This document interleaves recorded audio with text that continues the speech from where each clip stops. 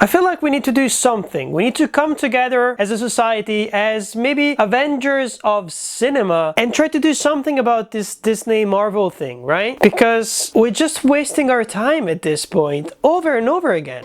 Good to see everything's okay in here. I like your shield. I like yours too. Hold down the fort, little man.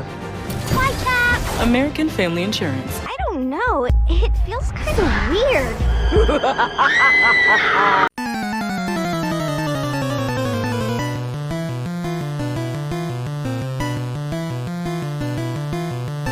No! God, please, no! No!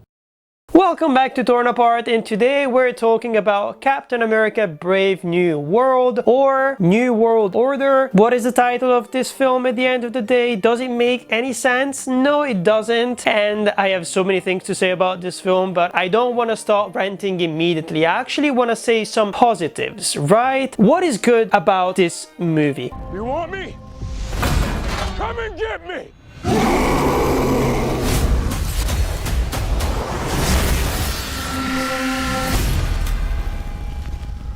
I'm not actually gonna tell you what it is about, because if you've seen at least one trailer, you know what this movie is about, because everything has been set up in the trailers, in the marketing campaign. There are no secrets at all, and this is one of the main issues with this film. I kind of felt that there were no surprises anymore, and I really hope they don't do the same with Fantastic Four. The positives are definitely the relationship between Sam Wilson, Captain America, and Torres, who is basically the new Falcon. It felt very genuine. Their dialogues work quite well. They have an interesting dynamic, and I'm actually quite happy that there is a character like Torres in this movie, because he's the only kind of like sparkle of goodwill apparent in this universe at this point. Because if you look at every single other character in this film, everyone is traumatized, everyone is just sad to be there, or they've been tortured their entire life, or they're a new different edition of Black Widow, or they're a character who has been recast and doesn't really have that much to do because he's the president at this point. So you know, he's kind of like stuck when it comes to his character development. He doesn't really have that much range when you think about it. So I'm really happy that they gave him like a sidekick like this. I also have to admit that I actually appreciate the ambition that Disney Marvel were showcasing in this film. So I don't think it's a spoiler to say that this film here is basically a sequel to 2008's The Incredible Hulk, as well as the She-Hulk series, because we've seen a glimpse of Abomination there, what happened to him, and it's quite important, even though I think we saw him also in Shang-Chi, but that was more of an Easter egg than an actual character development. I feel like his character was actually a little bit developed in She-Hulk. And then we have Eternals, of course, because people have been asking themselves, oh, what happened with this big thing that came out of the earth? Why is no one talking about it? Well, this movie actually addresses that. This movie puts a lot of things together, and a lot of weird things that I didn't expect them to put together. I kind of have to admire Disney Marvel for doing that. Just the idea of making every single little bit of piece of lore make sense within the overall MCU universe. Of course, this is a praise as well as a critique, because I think this movie suffers exactly because of that, because it's literally just like going to the garbage bin and trying to get as many little things as possible to kind of like motivate Captain America to do something with himself, because at the end of the day, he doesn't really have a threat that is personal to him. This is a threat that is related to other films, and to be more precise, the Hulk, for example. The other thing I actually enjoyed about this film is how they introduced adamantium, so maybe spoiler alert in case you haven't seen the movie yet. So basically they're saying that this celestial being that came out of the earth in the Eternals movie is entirely made out of adamantium. I think it's an incredibly clever way of establishing that. I also love the idea that adamantium is kind of like changing the power balance in this universe. Like Wakanda doesn't really have anything to offer to the world anymore. That is positive and sad at the same time, because Wakanda is definitely one of the most interesting like little corners of the MCU, and just seeing all these politicians and military people being like, oh fuck Wakanda, we don't need them anymore, and their weird exclusionary kind of politics. Now we can create our own weapons and be the girl boss that we always wanted to be. They don't develop it that well, I will admit it, but I think it's still an interesting way of introducing this. I kind of wish though that they kind of explored the Celestial Island a little bit more. Like, what if we started this movie with an expedition, for example, with a couple of scientists like making like researches and stuff like that, and and them actually finding out that there is this secret element they've never seen, and then just the title Adamantium pops on screen, and we know what it means, they still don't know what it means, but that would have been a really cool way of putting things together in a cool way as well, because if there is one thing we can say about this film is that it's not very cool, as in the action sequences are not really that clever or well choreographed. They don't really take advantage of the bits and pieces of the action sequences that start taking place around Celestial Island. Can you imagine, for example, if Falcon and Captain America were like flying around, going into like excavations that they actually started doing on Celestial Island and fighting like jets at the same time? I just felt that they didn't really take advantage of what it was exactly like, an interesting alien landscape but on Earth. And the other interesting thing that I actually liked about this movie was still kind of developing the character of Ross, becoming a completely different person, being the president as well, and what it all means. And I also liked how much time they dedicated to Harrison Ford. This is actually a performance that is 100% not phoning in, but of course this is a movie that was not supposed to be about Harrison Ford as Ross. This was supposed to be about Captain America. And this is the weird thing about this movie, like where there is a positive, there is always a negative hidden behind it. And for me the negative was they gave way too much screen time to Ross and his character development, and him referencing the fact that he can't really talk with Betty anymore. I don't know, I'm just sitting there being like, are you trying to make a sequel to The Incredible Hulk, or is this like an actual Captain America movie? I've actually researched this, and Ross and Sam Wilson have never interacted in the entire MCU. So Ross has actually made different appearances in movies like The Avengers, Civil War as well, but he's mostly interacted with Captain America, so Steve Rogers, but not Sam Wilson. So just the idea that they're giving us this exposition, they're kind of trying to convince us that there is a relationship between them. They're kind of like they hate each other, but they also have to work together. I just didn't buy it at all because it has never been established. That is so fetch. Gretchen, stop trying to make fetch happen. It's not going to happen.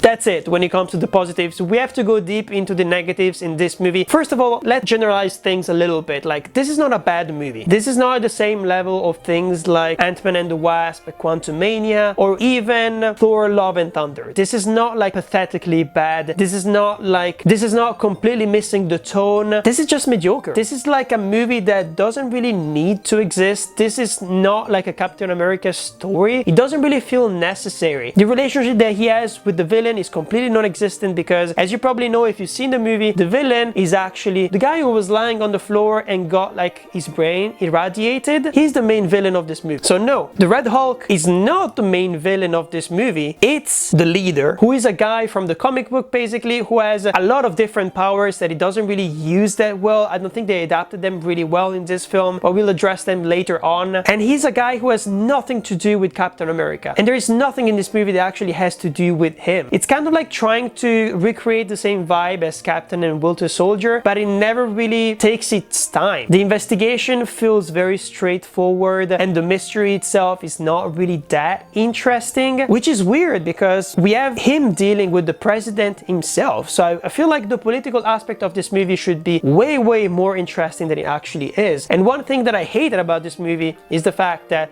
of course, the Red Hulk is present, of course Ross is president, but he's not a bad guy. What kind of political message is that? What kind of deconstruction of what we're living in right now is it? I don't really get it. And that's the thing that I just find completely disconnected with the audiences here, because we neither have a fantasy movie like Guardians of the Galaxy, for example, where we go on a completely different adventure, we explore different planets, and we have incredibly weird characters who have big personalities, and we don't even have the incredibly realistic, gritty stuff that we might have with the original Captain America movies, which were always very political. This is neither of those. So I'm sitting there being like, who is this movie for? Because it really feels like that we're trying to please everyone and no one at the same time. And this also really felt like a third act to the Falcon and the Winter Soldier series, in a way that this movie had the exact same character development beats that that series had as well. The moment where basically Sam Wilson is doubting himself and he wants to take the serum, but at the end of the day he needs to define himself by something completely different. And I don't know, like he feels so incredibly bland in this movie because he feels like he doesn't really know what kind of choice he's supposed to make. Oh, I forgot to talk about something positive actually. The thing that I liked about this movie is the fact that at least since he doesn't have his serum, he actually has to improvise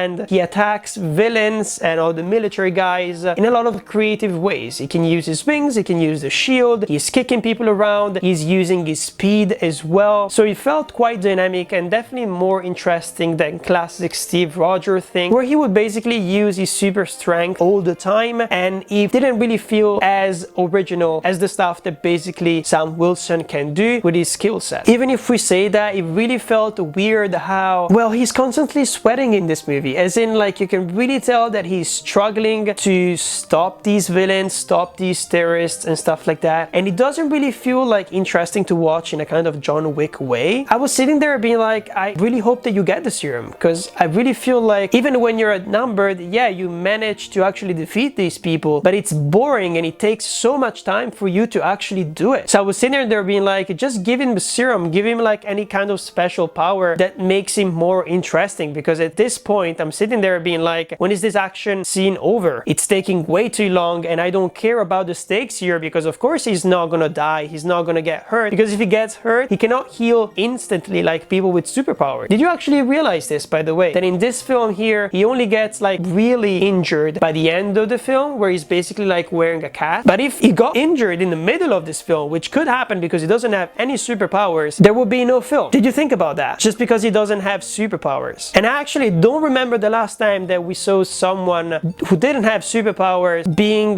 very like entertaining to watch. We need to go back to the Netflix MCU series. If we think about the Punisher, for example, I really felt like he was one of the only ones that didn't have superpowers, but he were really interested in the things they were able to do, and he had the limitations and he had the basically rules to follow, which would make the stakes actually interesting. But in this movie you're sitting there being like, there is no way he's gonna get injured, right? So people around him are gonna get injured in the classic way of, you can't be everywhere all at the same time, you can't save everyone. It's a very like classic Spider-Man message, for example, that I didn't really connect to in this film. If we want to talk about the villain a little bit, he was definitely interesting, and I like the fact that he was not 100% a villain. He's like the hero of this story, as he actually says in one of his dialogue lines. One thing that I didn't like is that it kind of like mirrors things that were happening in Secret Invasion, where you've got limitless potential. You can basically, as a Skrull, transform into anyone and be everywhere all at the same time. And this time around, this guy has created some weird kind of like radio message or phone message that you can use to mind control people, and he uses it in the weirdest ways possible, and very often it's just like he's gonna take like 5 people and he's gonna throw them at our main heroes. He doesn't really use his mind control power in a very interesting way. Like he doesn't use them to create any sense of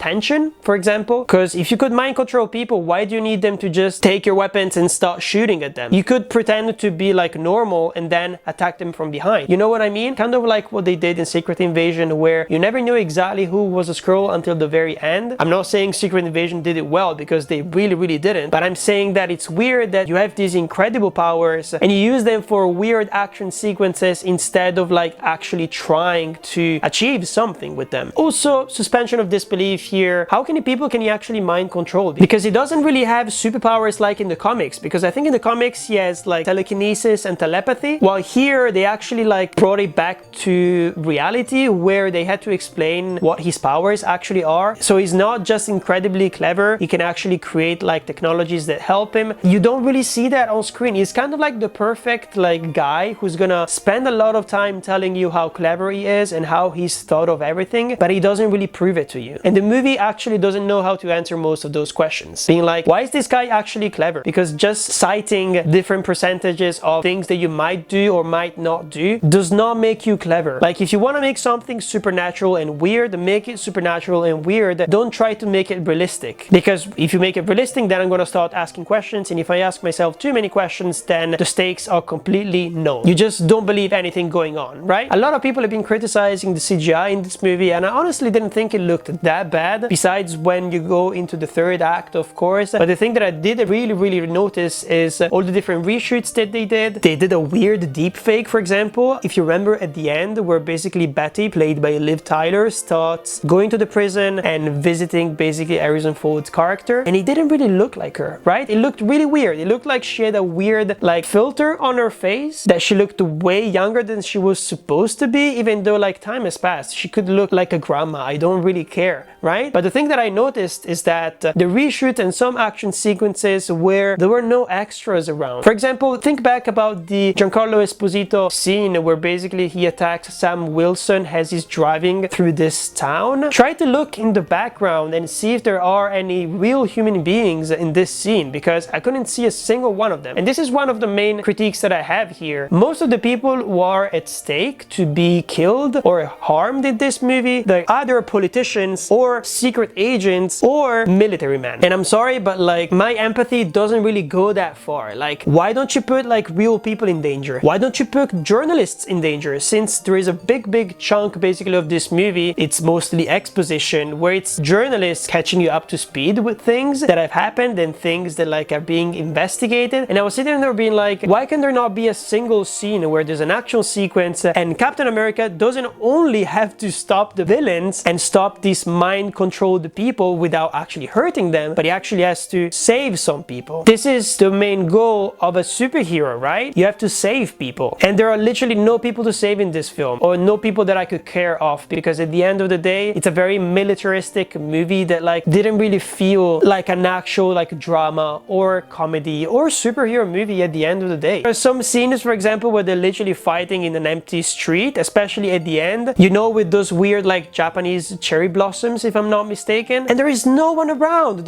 There's no one like outside, and it feels so empty. This movie felt so empty. Recently I rewatched the new Doctor Strange movie, and there are so many people in there, so many in the streets, and they have to save them and make sure that they don't get hurt by these giant like monsters. And it's not the same with this movie here, and I'm like, are we losing the point of superhero movies? Let's talk quite quickly about the Israeli elephant in the room, the new addition to the cast. Listen, I was not gonna boycott this movie, mostly because as you see here, I have a lot of things to say and I love shitting on Marvel movies lately, but at the same time, isn't this the most like US thing possible? As in, you've seen how different administrations have been in support of Israel forever. So I'm sitting there being like, of course they would hire in this movie here, in this political climate, an Israeli special agent to defend the president. It makes total sense. And plus, she's not even that interesting character. She's a really bad character. It's badly written. The performance just doesn't work at all. She's supposed to be a Black Widow like Scarlett Johansson. They're basically trying to recreate the entire like vibe of Captain America and the Winter Soldier, like beat by beat. Like the point, for example, where Scarlett Johansson in the previous movie was against Captain America at the beginning, like working for Nick Fury basically. It's the same here with this new Black Widow working against Sam Wilson and then changing basically sides after the truth is basically revealed. But my problem is that the casting is just bad. Have you seen how tiny she is? This is the tiniest human being I've ever seen. She could be literally playing like Baby Groot. I don't even like wanna like shame her or whatever. I'm just saying that in a superhero movie, you need to cast people right. I mean, I get it, like you wanna talk about different minorities, you wanna give representation as much as possible, but at the end of the day, if it's an action role, you need to look a little bit like an action star. A little bit, right? So I looked at her and I was like, I do not believe that. I do not believe that she would be hired to like handle secret services and especially the safety and security of the president. I do not buy that at all, especially in a universe like the MCU. In real time, of course, why not? Because most of the time, if you actually have those positions of power, you don't really see that much action. You're just mostly pointing at fingers and telling people things to do to make sure that the president is safe. But within the MCU, if you have that position, you have to fight. And there is like a hallway scene which is so incredibly bad. I was sitting there being like, why are you even here? What is your point? Do you have any character development? Do you have anything interesting about you? And no. So that's my main reason of why I think at the end of the day that she deserved to be in this movie, because she was as mediocre as everything else around her. So why not? But I think this movie's greatest flaw at the end of the day was the fact that it lacked completely a clear direction. Like, it's called the Brave New World. What is it? What is this Brave New World that we're talking about? Is it the adamantium that is gonna like change the power struggle of the universe? Because the hierarchy of power in the DC universe is about to change. because yes, you say it in like one sentence at some point in the movie, but we don't actually feel it. Like, it would have been so much more interesting if Ross was the actual villain of this movie, because then it's scary. Then it's an actual new world order. Then it's actually Brave New World. I'm not gonna keep repeating these weird titles. I mean, you get me. As in a president that has superpowers and maybe that is even like followed by the public. Can you imagine, for example, if he was revealed as Red Hulk smashing America's enemies and everyone was cheering for him? Like, they basically cheer for Trump when like he's saying that he wants to cage people and send them back to their countries, even though maybe they've lived in the States for like 10 or 15 years or whatever. People cheer for Trump. It would be really cool in a movie like this to see people cheer for Harrison Ford, Ross, and him being incredibly militaristic and actually being violent himself. Wouldn't that have been an incredible political message? But no, they actually redeem Ross by the end of this film, and they do that weird scene that they did with the Hulk as well, where basically like they try to talk him down. Let's talk about the Red Hulk really quickly, because it's probably the most interesting thing to talk about, because I think they handled it quite well, but they don't really respect the comics. Basically, in the comics, Red Hulk is a version of Hulk that is definitely powerful, but it's not as powerful as the Hulk, because the Hulk, basically, the angrier he gets, the more powerful he becomes. While this Red Hulk here, the angrier he gets, the more he gets heated up, and the less powerful he gets as well, because his powers are basically related to heat, and he also retains most of his intelligence. So it is possible also that he would be able to talk. So he's basically like Professor Hulk in the later Avengers movies. So that's the interesting part about Red Hulk, and also the fact that they showed it in the film but they didn't explain it. He doesn't really have the same healing powers that Hulk has, so basically he cannot fight forever. If you try to keep going and going and going forever, at some point he will just not be able to keep going with it, because he will not heal anymore. And this is something that happens in the film as well, but it's not explained, and people were probably sitting there being like, why is he not healing? Like, it feels like this is just a bad Hulk, right? Because if you don't have the context of the comic, there is no way you're gonna understand exactly why this Red Hulk is a threat, and